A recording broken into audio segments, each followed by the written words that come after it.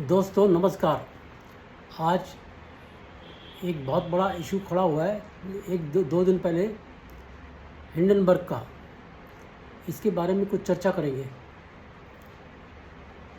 ये ऐसा जिन्न था जिसने भारत की आर्थिक स्थिति को तोड़ने की पूरी कोशिश की थी और 25 जनवरी को 2023 में हिंडनबर्ग ने एक रिपोर्ट जारी की जो अडानी के ख़िलाफ़ थी। और अडानी के विरोध में कौन कौन थे? ये पूरा कांग्रेस, महुआ मित्रा और जितना भी सारा इनका इकोसिस्टम है, रवीश कुमार, अभिसार शर्मा, ये जितने भी लोग हैं ये सब खड़े हुए थे। और जैसे ही 25 जनवरी को रिपोर्ट आती है, 10 दिन के बाद 9 फरवरी को एक वकील हैं ML शर्मा, जो हर चीज़ में टांग अड़ाते हैं, वो और प्रशांत भूषण दोनों सुप्रीम कोर्ट पहुंच गए जी इसकी जांच की जाए, इसकी जांच की जाए। और हमारे चंद्रचूड़ जी चीफ जस्टिस तुरंत तैयार हो गए कि ये तो बहुत बड़ा कांड हो गया, इसकी तो जांच बहुत ज़रूरी है। जबकि मैंने उस वक्त भी अपने एक लेख में लिखा था कि चंद्रचूड़ जी ज़रा धीरे धीरे इस जांच से इन विदेशियों के ऊपर भरोसा करके उनकी शिकायत पे, उनकी फर्जी रिपोर्ट पे आप जो जांच बैठा रहे हो, उससे SEBI, reserve bank of India और जितनी भी रेगुलेटरी संस्थाएं हैं, सबकी विश्वसनीयता पे बट्टा लग जाएगा। लेकिन वो तो अडिग थे, उन्हें तो कोई मतलब नहीं था इस चीज़ से। वो तो मेरे को तो लगता है कि he himself is a part of ecosystem, कि बस मोदी की गर्दन हाथ में आनी चाहिए। अब मोदी की गर्दन हाथ में कैसे आएगी? देखिए, बड़ी सिंपल सी बात है।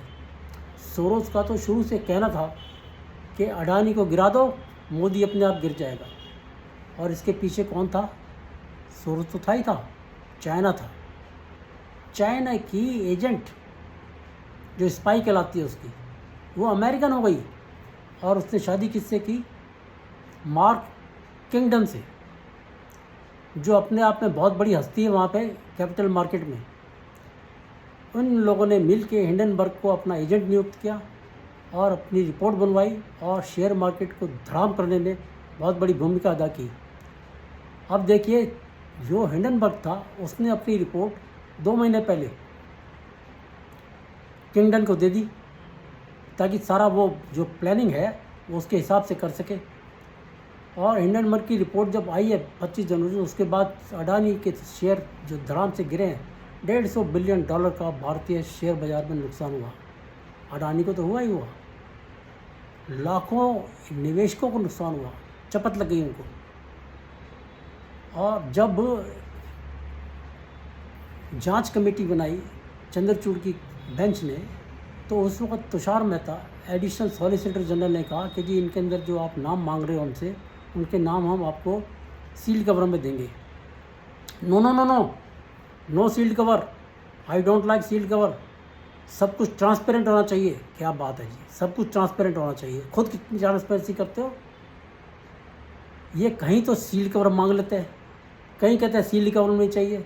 लेकिन फिर भी जांच कमेटी बैठी और उसके ऊपर भी ऑब्जेक्शन लगा दिया गया कि जी 6 मेंबर हैं, 6 के अंदर 5 मेंबर तो अडानी के मेंबर हैं, और ये है वो है, उल्टा सीधा उनको ब्लेम लगा दिया। लेकिन फिर भी कमेटी बैठी, जांच हुई, जांच में कुछ नहीं निकला।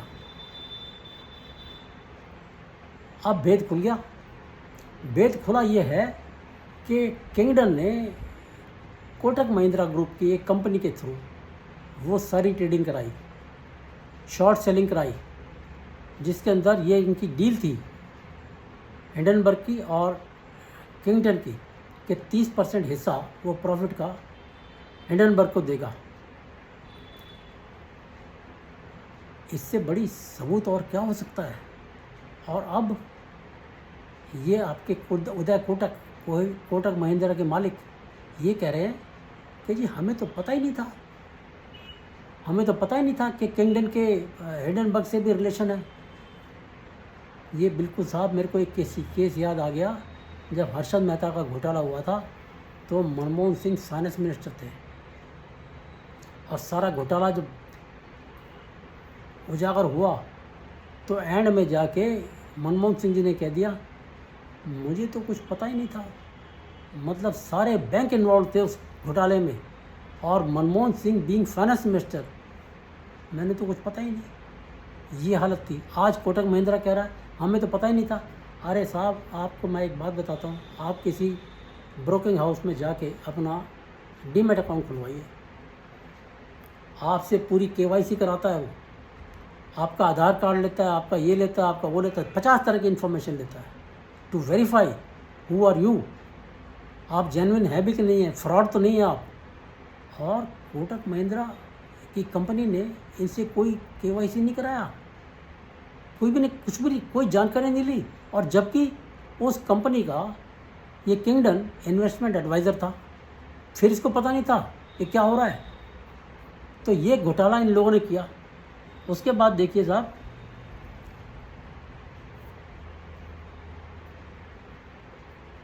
कोई भी ब्रोकिंग हाउस इस तरह की ट्रेडिंग, जब एक एक्सेसिव ट्रेडिंग होती है तो उसकी उसकी कान खड़े हो जाते हैं कि क्या हो रहा है।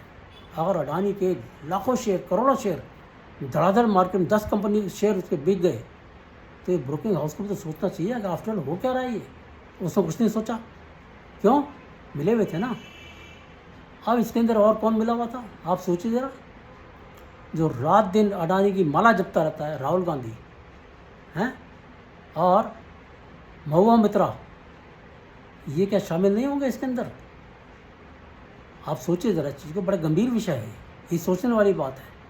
ये कैसे शामिल नहीं होंगे? और जो जॉर्ज सोरोस ने तो 600 करोड़ रुपया तय कर दिया था जी, हम इनको देंगे उनको देंगे, फलाना जगह मीटिंग होगी, मोदी को गिराने के लिए सारी मीटिंग होगी।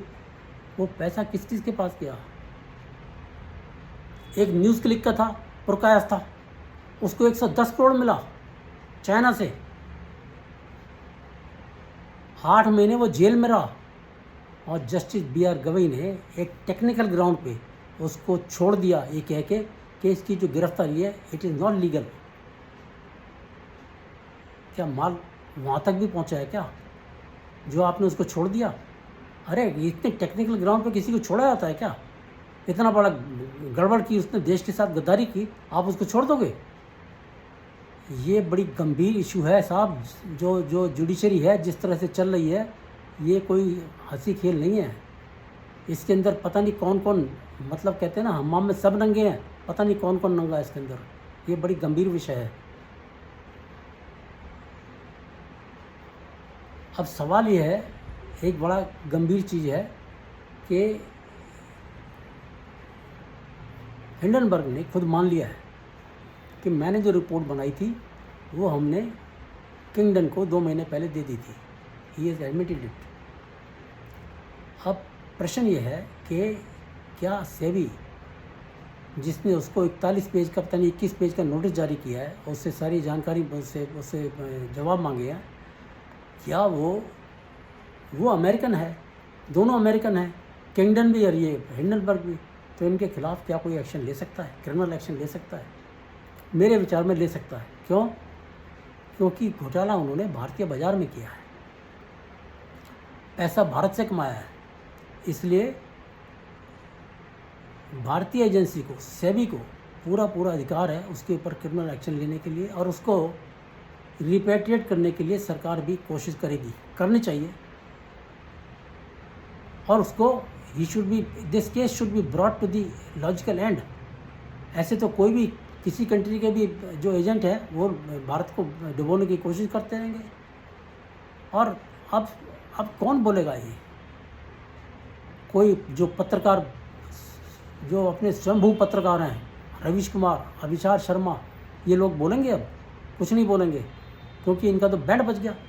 देखिए, पिछले दिनों लोकसभा में प्रधानमंत्री मोदी ने एक बात कही थी कि आपके इकोसिस्टम को उन्हीं की भाषा में अब जवाब दिया जाएगा।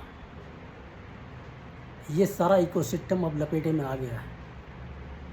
बस मुझे डर एक ये है कि जो कोई भी अगर लोग पकड़े जाएंगे, जो धरे जाएंगे, उनको फिर वो BR गवई जैसे जज के छोड़ ना दें कि जी ये तो टेक्निकली ठीक नहीं है, ये इस तरह ठीक नहीं है, ये उस तरह ठीक नहीं है। ये बड़ी गंभीर समस्या है।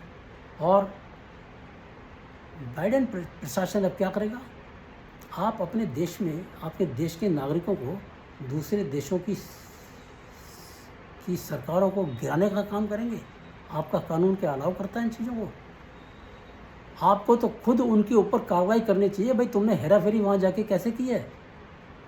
इस डेमोक्रेसी में ये लिबर्टी नहीं हो सकती। आपके देश में तो जो चलता है पता नहीं क्या चलता है, मेरे को समझ नहीं आता। लेकिन आपको खुद उसके ऊपर एक्शन लेना चाहिए, दोनों को जेल में डालना चाहिए। क्योंकि आप जब अपने लोगों के ऊपर बात आती है तो आप इस देश को दोष देते हो, उस देश को दोष देते हो, तो आपका तो ये तो रंगे हाथों पकड़ा गया मामला है। आप उनको पकड़िए, उनके ऊपर एक्शन लीजिए, क्यों नहीं लेंगे आप? ये शेयर बाज़ार का कांड जो है ये बहुत बड़ा कांड हुआ है। और ये चंद्रचूड़ ने ये बात बोली थी कि हमें देखना होगा कि शेयर बाज़ार में ये इस तरह से मैनिपुलेट ना हो। अरे भाई, शेयर बाज़ार में गिरावट क्या पहली बार हुई थी? पता नहीं कितनी बार हुई थी, 15-20 टाइम तो मेरे को याद है। बड़े बड़े धड़ाम से शेयर गिरे थे। तो आपने क्या आपका काम का शेयर बाज़ार को कंट्रोल करने का रह गया क्या? This is not fair. तो मैंने मोटी मोटी बातें आपको बता दी। मेरा ख्याल है आपको पसंद आई होंगी मेरी बातें, और मेरी कंटेंट्स को आप लाइक कीजिए, शेयर कीजिए, और मेरे चैनल को प्लीज़ सब्सक्राइब कीजिए।